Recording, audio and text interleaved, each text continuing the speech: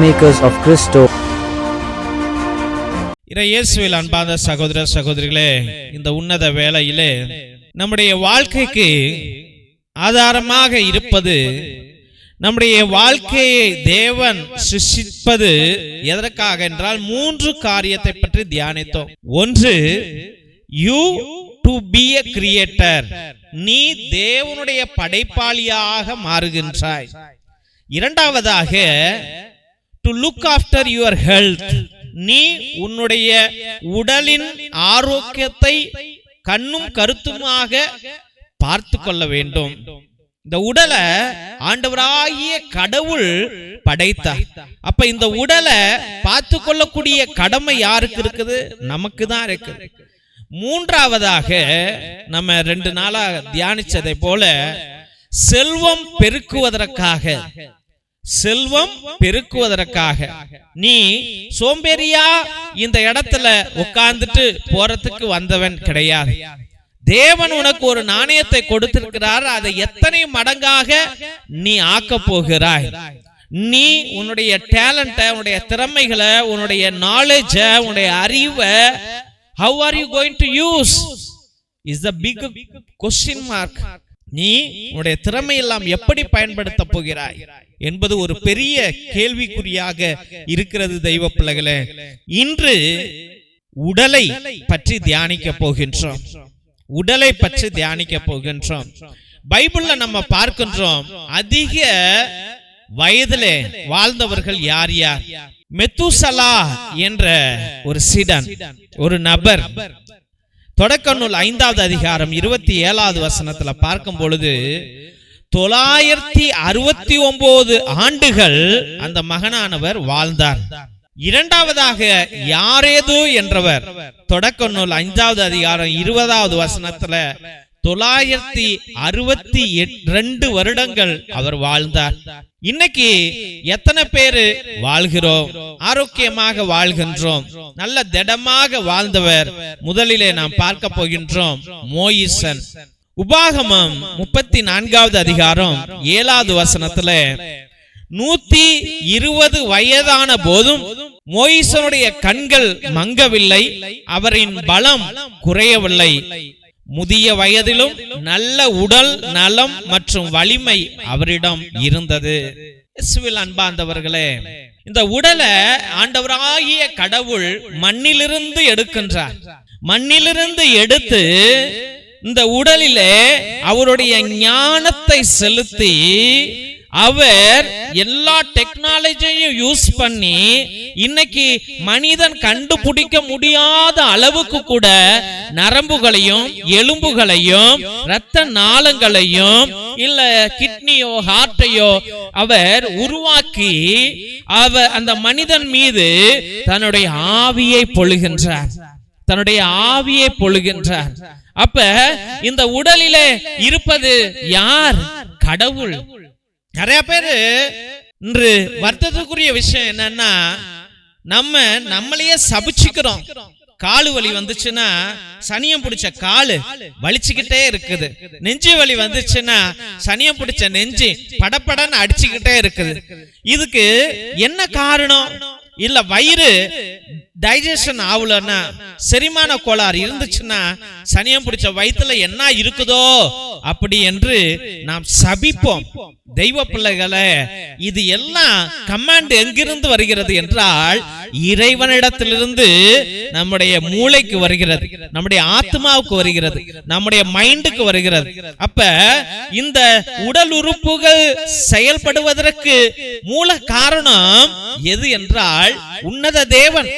அவருடைய சுவாசம் தான், அவர் கொடுத்த அந்த பரிசுத்த ஜீவன் தான் நம்மை இன்று செயல்பட செய்து கொண்டிருக்கிறது. தெய்வ பிள்ளைகளே, நல்லா கவனிங்க.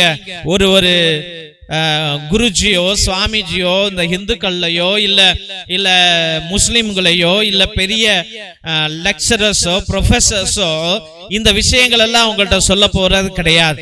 இது கடவுள் எனக்கு கொடுத்த ஞானத்தின் நிமித்தம், அவர் கொடுத்த அந்த ஆரோக்கியத்தின் நிமித்தம் நான் உங்களுக்கு எடுத்துரைக்கின்றேன். இந்த உடலானது பரிசுத்தமான உடல். Self respect and self discipline is very important for our life. இன்னைக்கு அந்த செல்ஃப் டிசிப்ளின், ஏனோதனமான வாழ்க்கை, சும்மா பட்னி வாழ்க்கையை வாழ்றோம், குரங்கு வாழ்க்கையை வாழ்றோம், இல்ல நாய் வாழ்க்கையை வாழ்ந்துட்டு இருக்கிறோம். எங்க பார்த்தாலும் அலையிறது, இல்ல எப்ப பார்த்தாலும் பேசிக்கிட்டே இருக்கிறது, இல்ல எப்ப பார்த்தாலும் மற்றவர்களை பத்தி ஆலோசித்து கொண்டே இருப்பது. எத்தனை குடும்பத்துல மனைவி கணவனை பத்தி, அவன் சும்மா தான் இருப்பான், அவனை பத்தி நோண்டிட்டு பேசிக்கிட்டே இருப்பான். அவனை உசுப்பேத்தி அவனுடைய இருதயத்தை காயப்படுத்தி அல்பத்தனமான ஜீவன்களை நாம் ஜீவிக்கின்றோம். தெய்வ பிள்ளைகளை மற்றவர்களை குறை சொல்லுவது, இல்ல அவர்களை வம்புக்கு இழுப்பது, இல்ல அவர்கள் நம்ம என்ன சொன்னா அவங்க மனசு ஆரோக்கியம் அடையாம இருக்கும் என்ற எண்ணங்களிலே நாம் ஊடுருவி கடக்கின்றோம். இதெல்லாம் அடுத்தவனை இழிவா பார்த்துட்டு கடைசியில என்ன ஆகும்? நீ உன்னையே இழிவாக பார்த்து கொள்கின்றாய், நீ உன்னையே சபித்துக் கொள்கிறாய், நீ உன்னையே கீழ்மட்டமாக ஆக்குகின்றாய். அதனால்தான் அடுத்தவன் உனக்கு மதிப்பே கொடுப்பது இல்லை. உனக்குள்ளாய் அந்த செல்ஃப் ரெஸ்பெக்டும் அந்த செல்ஃப் டிசிப்ளினும் ரொம்ப முக்கியம். என்னங்க வாங்க, என்னங்க போங்க, சரிங்க செஞ்சிடறேங்க அப்படி என்று சொல்லுவது எப்படி? டா செஞ்சிடறேன் போ, நாடி ஓ வேலை மயிர பார்த்துட்டு போடி அப்படின்னு சொல்லுகிற குடும்பங்கள் ஏகப்பட்டது. தெய்வ பிள்ளைகளை, இப்படி வாழ்ந்தால் குடும்பம் குடும்பமாக இருக்குமா? தெய்வ பிள்ளைகளே, திரும்பியும் அந்த கான்செப்ட புரிஞ்சுக்கங்க. இந்த உடலானது கடவுளுடைய உன்னத கரத்தினால் அந்த மண்ணை ஆண்டவர் எடுத்து இந்த உடலை உருவாக்குகின்றார். அப்ப அவருடைய கரம் படைத்த உடல் இது. அவருடைய பரிசுத்த உன்னத தேவனுடைய கரம் படைத்த படிந்த உடல் இது. அப்ப இது எவ்வளவு பரிசுத்தமாக இருக்கணும். இன்னைக்கு எத்தனை பேர் குடிச்சிட்டு வீதியிலையும் அங்கேயும் எங்கேயும் அலைஞ்சிட்டு இருக்கிறான், நிம்மதி இல்லாத வாழ்க்கையை வாழ்றான், தன்னையே அவன் அறுத்து கொள்கிறான். சில பேரு போய் தூக்க மாட்டேங்கிறாங்க, சில பேரு குடிச்சு விட்டு சாப்பிடாம தன்னுடைய உடல் பாகங்களை எல்லாம் கெடுத்து கொள்கிறார்கள். அப்ப நல்லா நம்ம தியானிக்கும் பொழுது இந்த உடலானது தேவனுடைய பரிசுத்த கரத்தினாலே உருவாக்கப்பட்ட உடல். அப்ப இந்த ஜீவனானது தேவனுடைய ஜீவனை பெற்ற உடல். அப்ப உன்னுடைய ஆத்மாவும் பரிசுத்தமாக இருக்கணும், உன்னுடைய உடலும் ஆரோக்கியமா இருக்கணும், ஆரோக்கியமா இருக்கணும். இதுக்கு ஆரோக்கியமா இருப்பதற்காக நான் ஒரு சில வழிமுறைகளை, ஒரு சில எக்ஸசைஸை தேவன் எனக்கு கொடுத்த கிருபையினால கண்டுபிடித்து வைத்திருக்கிறேன். தெய்வ பிள்ளைகளை, அது இன்னும் கொஞ்ச நாள் கழிச்ச பிற்பாடு அதை கற்றுக் கொடுத்தா 50 வயசு வரைக்கும் வாழ்றவன் 100 வயசு வரைக்கும் வாழ்வான். அப்படிப்பட்ட ஒரு நல்ல செய்தியை தேவன் எனக்கு கொடுத்திருக்கிறார். அதை பின்வரும் நாட்களில உங்களுக்கு தெரிவிக்கின்றேன். அப்ப மோயிசன் 120 வயது வரைக்கும் அவன் பலம் உள்ளவனாக, அவனுடைய கண் பார்வை மங்கவே இல்லை, அவனுடைய கண் பார்வை மங்கவே இல்லை. இன்னைக்கு 25 வயசுலயே ஆஸ்பத்திரிக்கு போறான், வாழ்க்கை ஃபுல்லா சுகர், வாழ்க்கை ஃபுல்லா பிபி, வாழ்க்கை ஃபுல்லா டயபெட்டிஸ். இது போல வாழ்க்கையை நாம் வாழலாமா? வாழக்கூடாது அல்லவா? ஆரோக்கியமான வாழ்க்கையில நாம் வாழ, மோயிசனை போல வாழ நாம் முயற்சி எடுப்போம், ஜெபிப்போம். திருசிலுவை ஆசீர்வாதத்தை பெற்றுக்கொள்வோம். தந்தை ஆசீர்வாதத்தின் திருசிலுவை, திருசிலுவை உனக்கும் உன் குடும்பத்திற்கும் வெளிச்சமாய் இருக்கிறது. நரக சர்ப்பம் உனக்கு அதிபதியாக வேண்டாம். சாத்தானே அப்பாலே போ. அபத்தங்களை பிள்ளைகளுக்கு போதிக்காதே. நீ கொடுப்பது தீது, நீயே அந்த நஞ்சை உட்கொள். நற்கருணை ஆசீர்வாதத்தை பெற்றுக்கொள்வோம். எல்லாம் அல்ல இறைவன், தந்தை, மகன், தூய ஆவியார் உங்களையும் உங்கள் குடும்பத்தையும் ஆசீர்வதித்து வழிநடத்தி காத்தருள்வாராக. ஆமென், ஆமென், ஆமென்.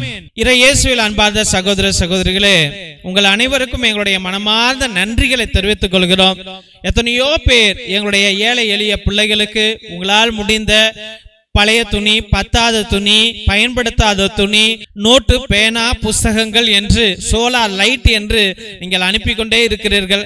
அதற்காக என்னுடைய மனமார்ந்த நன்றிகளை தெரிவித்துக் கொள்கிறோம். தெய்வ பிள்ளைகளே, நீங்கள் அனுப்பிய ஒவ்வொரு துணியையும், ஒவ்வொரு நோட்டு, புஸ்தகம், பேனாவையும் எங்களுடைய சபை ஸ்தாபகர் மோஸ்ட் ரெவரண்ட் பிஷப் ஹிபோரா குசாலா மற்றும் எங்களுடைய சபை தலைவர் ரெவரண்ட் ஃபாதர் கிஷோர் பாபு ஒவ்வொரு நாளும் ஏழை எளிய பிள்ளைகளுக்கு அதை பகிர்ந்து கொண்டே இருக்கிறார்கள்.